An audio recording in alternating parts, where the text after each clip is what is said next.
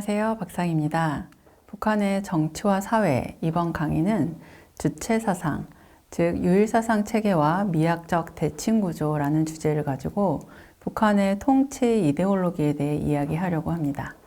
그래서 주체사상과 유일사상 체계의 내용도 알아보고 그것을 시각화한 주체사상탑의 미학적 특성을 분석해 보고자 합니다.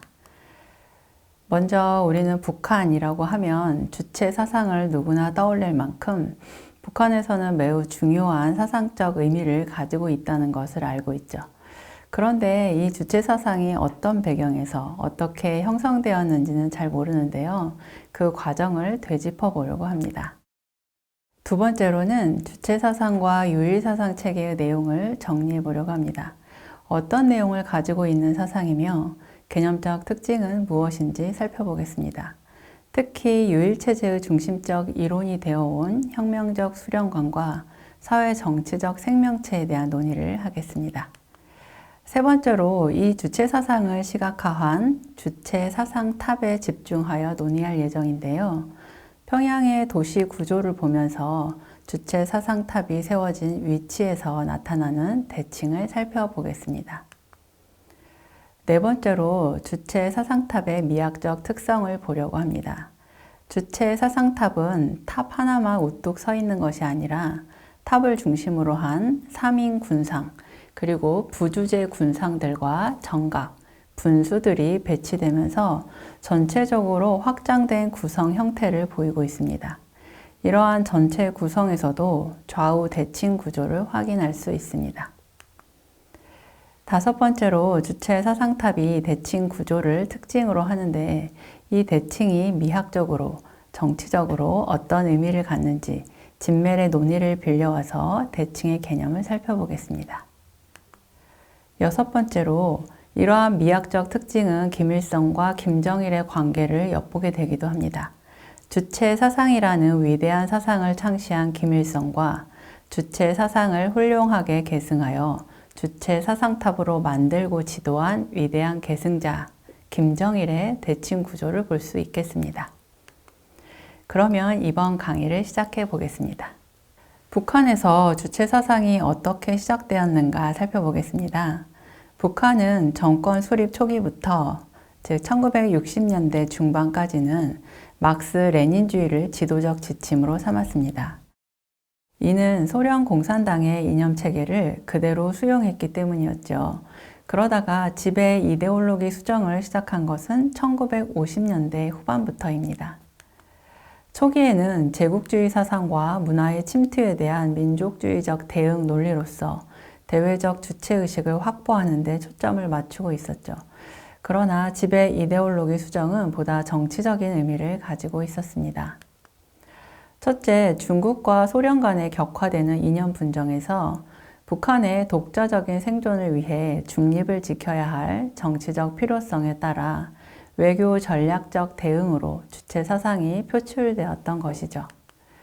둘째, 소련에서 후르시초프에 의해 진행되던 스탈린 격화 운동과 이에 따른 막스 레닌주의의 재해석으로 흔들리기 시작한 일당 지배 논리로부터 북한 체제를 지켜야 할 필요성이 있었던 것입니다. 특히 스탈린의 1인 지배체제 비판과 개인 숭배 비판의 유입을 차단하면서 1인 지배체제를 옹호하기 위해 주체 사상이 대두되었습니다. 이런 필요성에 의하여 김일성은 1950년대 중반부터 막스 레닌주의를 우리나라의 현실에 창조적으로 적용할 것을 지시하여 사상적 주체를 만들어가는 작업이 시작되었습니다.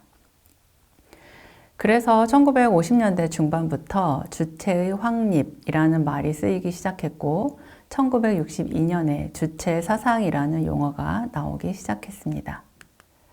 1962년 12월 노동신문 논설에서 주체에 대한 사상은 우리 당이 자기 행동에서 확고하게 견지하고 있는 근본 원칙이라고 단언하며 주체를 확립할 때 대한 김일성 동지의 사상과 그의 관철을 위한 투쟁이라고 언급하기 시작합니다.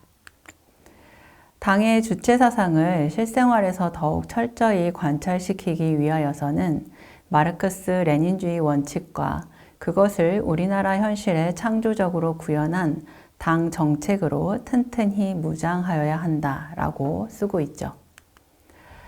이처럼 북한은 주체 사상을 마르크스 레닌주의를 조선혁명에 창조적으로 적용한 사상으로 인식하고 국가의 대외적 자주성과 공동체의 자주적 삶의 실현을 위한 사상, 그리고 우리 당의 사상인과 동시에 김일성의 사상이라고 규정한 것이죠. 이 표는 주체 사상의 형성 과정을 간략히 정리한 것인데요. 이후에 이어지는 설명을 이 표와 함께 본다면 이해하는 데 도움이 될 것 같습니다. 그러면 주체 사상이 어떻게 정식화되었는지를 보겠습니다. 먼저 북한이 주체 사상을 공개적으로 강조하기 시작한 것은 1960년대 중반에 이르러서입니다. 김일성은 1965년 4월 14일 반둥회의 10주년을 기념하여 인도네시아 사회과학원에서 한 연설에서 중국 공산당의 교조주의와 소련 공산당의 수정주의를 모두 비판하면서 자신의 견해를 제시한 것이죠. 방금 전 언급했듯이 중국과 소련 간의 이념 분쟁에서 북한은 중립을 지켜야 할 정치적 필요성에 따라 양측을 모두 비판하면서 독자적인 자립, 주체를 세우고자 했던 것이죠.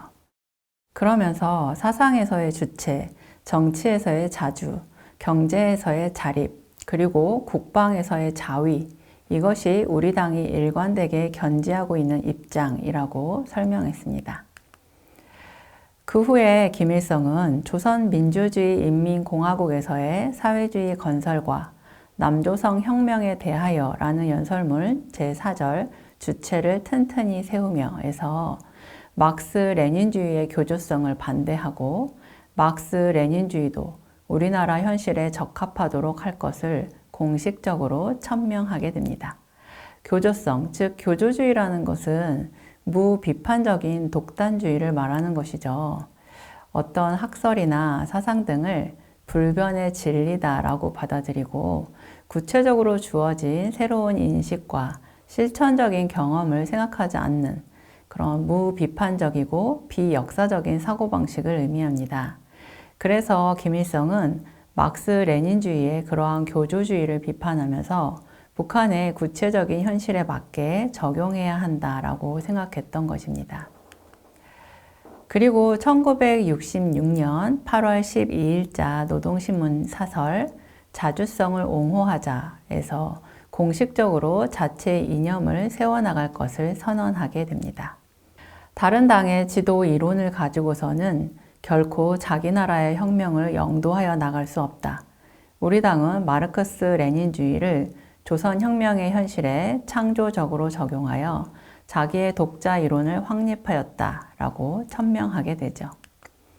이것은 당시 중국 지도부가 문화 대혁명 속에서 마오쩌둥의 사상을 강조하는 교조적인 태도, 그리고 북한을 압박하는 데 대해 대응하는 성격도 가지고 있었습니다.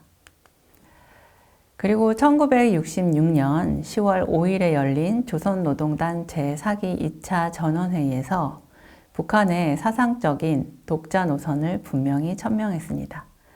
자주성은 우리 당의 신성 불가침의 권리이며 각 나라의 공산당 간에 높은 당, 낮은 당, 지도하는 당, 지도받는 당은 없다고 선언한 것이죠. 그리고 1967년 5월 조선노동당 중앙위원회 제4기 15차 전원회의를 계기로 대대적인 숙청 작업을 진행했습니다. 이후 김일성 사상을 의미하는 유일사상 체계의 확립이 강조되었고 개인 숭배가 강화되었죠. 이것은 1967년 당의 선전 담당 간부들이 당의 지도사상으로 정통 마르크스주의를 내세우며 김일성 유일 체계하에 미온적인 태도를 보인 것이 빌미가 되어서요. 1950년대 반종파 투쟁 이래로 최대의 숙청을 단행한 것이었습니다. 박금철 등 당의 조직, 사상, 문화 분야 책임자들과 대남 총책 리 효순이 숙청당했습니다. 이 숙청으로 항일혁명 전통의 회복과 김일성 중심의 유일사상 체계를 확립했고 이로써 유일사상 체계는 1967년에 공식화되었습니다. 그 이후 대대적인 대중학습, 교양 사업 등으로 개인 숭배가 진행된 것이죠. 당시 개인 숭배는 세 가지 차원에서 전개되었습니다. 첫째, 개인 숭배의 기본 형태로서 수령 김일성의 지도력을 찬양하고 수령 중심의 단결과 수령에 대한 충실성을 강조했죠. 둘째, 김일성의 가계를 혁명화, 신화화하고 셋째, 김일성에 대한 대중의 개인 숭배를 능동적인 사회의식과 사회적 담화로 제도화시켰습니다. 북한은 1970년 11월 조선노동당 제5차 전당대회에서 당규를 개정합니다. 여기에서 지도적 지침을 막스 레닌주의와 우리나라 현실의 막스 레닌주의를 창조적으로 적용한 김일성 동지의 위대한 주체사상이라고 고치고 막스 레닌주의를 보편적 이념, 그리고 김일성 주체사상을 보편적 이념의 특수 적용이라는 형식으로 연계시켰죠. 이후 김일성 유일체제 확립 및 1인 절대 지배체제를 정당화하는 이데올로기로 변화되었습니다. 두 번째, 1972년 12월 27일에 헌법을 개정하게 되죠. 헌법 제3조에서 막스 레닌주의를 우리나라 현실에 창조적으로 적용한 조선노동당의 주체사상을 인민공화국의 자기활동의 지도적 지침으로 삼는다고 주체사상을 공식 이데올로기로 선언했습니다. 세 번째, 1973년에는 새 철학 교과서를 만들었고 1974년에는 당 유일사상 체계 확립 10대 원칙을 발표해서 전 인민이 외우도록 했습니다. 네 번째, 김일성 사상으로 규정된 주체사상의 체계화 작업이 이루어진 것인데요. 1972년 김일성은 주체사상을 혁명과 건설의 주인은 인민대중이며 혁명과 건설을 추동하는 힘도 인민대중에게 있다는 사상으로 규정했습니다. 자기 운명의 주인은 자기 자신이며 자기 운명을 개척하는 힘도 자기 자신에게 있다는 사상이 주체사상이라는 것이죠. 이러한 논의는 김일성의 사상을 새로운 시대의 사회주의, 공산주의의 보편적 이론으로 격상시키면서 김일성주의라는 말이 나오게 됩니다. 북한에서 공개적인 김일성주의의 정식화는 1974년경에 이루어졌습니다. 즉, 김일성주의는 마르크스 레닌주의의 단순한 계승 발전이 아니며 독창적인 이론과 사상체계라고 주장한 것이죠. 그래서 마르크스 레닌주의를 넘어서서 김일성주의라고 부르게 된 것입니다. 김일성주의는 넓은 의미의 주체사상이라는 의미를 가지게 되었습니다. 이러한 주체사상을 보편적 사상으로 격상한 것은 김일성 중심의 유일체제를 재생산해내기 위한 사상적 수단으로 후계자인 김정일에 의해 목적의식적으로 추진되었습니다. 다섯 번째, 1980년 10월 제6차 전당대회에서 당규를 개정하게 되면서 주체 사상의 체계화가 확립됩니다.